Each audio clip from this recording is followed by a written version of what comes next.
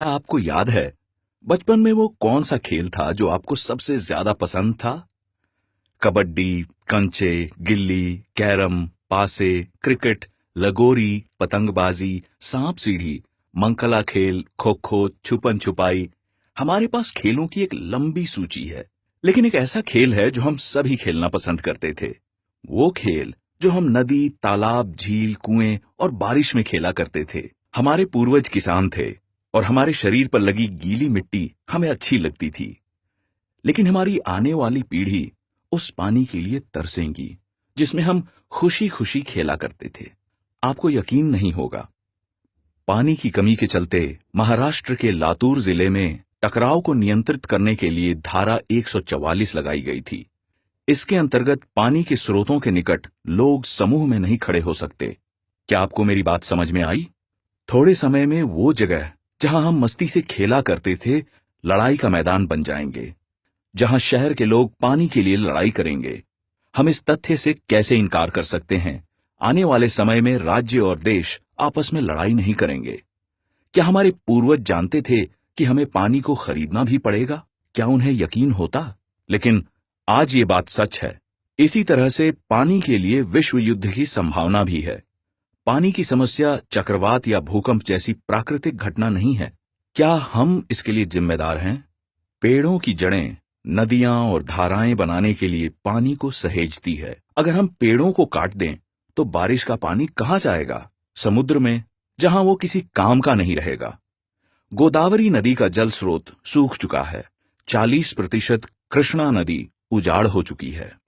गंगा नदी कितने समय तक बारहमासी रह पाएगी पता नहीं। कावेरी के बारे में तो आप सब जानते ही हैं। वर्ष 1989 में 22 नदियां प्रदूषित थीं, लेकिन आज ये संख्या बढ़कर 302 हो चुकी है। इस सूची में झीलें और तालाब शामिल नहीं हैं। भारत की आजादी के समय प्रत्येक नागरिक के लिए 100 लीटर पानी उपलब्ध था, लेकिन आज ये घटकर 30 लीटर हो चुका है। पानी के संसाधनों के बिना 83 प्रजातियां लुप्त हो चुकी हैं। क्या हम ये कह दें कि हमारे गरीब किसान का 84वां नंबर है? अभी तक 2 लाख। मुझे क्या फर्क पड़ता है अगर खेती ना रहे तो? क्या बस यही बात है? हमें अपनी बुनियादी जरूरतों के बारे में सोचना होगा। जैसे किसी जमाने में हम टमाटर निर्यात करते थे, लेकिन आज हम चीन, नेपाल और नीदरलैंड से इसका आयात करते हैं। यही हाल गेहूं और आलू का है। तो कीमतें क्यों नहीं बढ़ेंगी? इसी तरह से पानी के कारण भी नई समस्याएं पैदा हो रही हैं। अब आपको समझ में आया, पानी की समस्या किसी और की समस्या नहीं है। यूनिसेफ की रिपोर्ट कहती है कि वर्ष 2040 तक 60 करोड़ बच्चों को पीने के पानी की समस्या का सामना करना पड़ेगा। इस स्थिति में उद्योग को अभी के मुकाबले में 30 गुना अधिक पानी की जरूरत होगी। इसी तरह से कृषि और बिजली उत्पादन के लिए बहुत सारे पानी की जरूरत होगी। हमेशा की तरह अगर हम इन आंकड़ों पर ध्यान नहीं देंगे तो पानी की समस्या हमारी जिंदगी को नरक बना देगी। साफ शब्दों में आपको कैसा महसूस होगा अगर लोग आपको आपका गांव छोड़ने को कहें? लोग अपने गांव को छोड़कर अलग अलग देशों में बस रहे हैं। ईरान, अफगानिस्तान, पाकिस्तान और चीन जैसे देशों से लोग प्रवास कर रहे हैं। गांवों में पानी की कमी के चलते सबसे पहले किसान शहरों की ओर प्रवास कर रहे हैं। समय रहते समाधान नहीं निकाला गया तो बहुत सारी समस्याएं पैदा हो जाएंगी।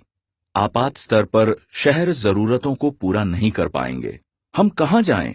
क्या हमारे आंसू सूखी नदियों को भर सकते हैं? अब हम क्या कर सकते हैं?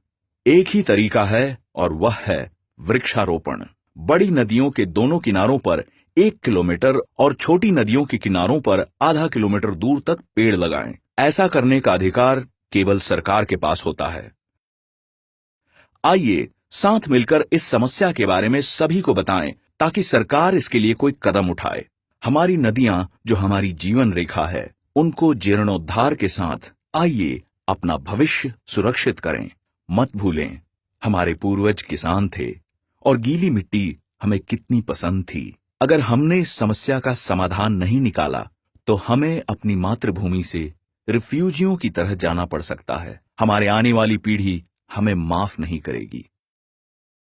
सोचने का समय चला गया। बिना सुरक्षित पीने के पानी के हर 21 सेकंड में एक बच्चा मर रहा है।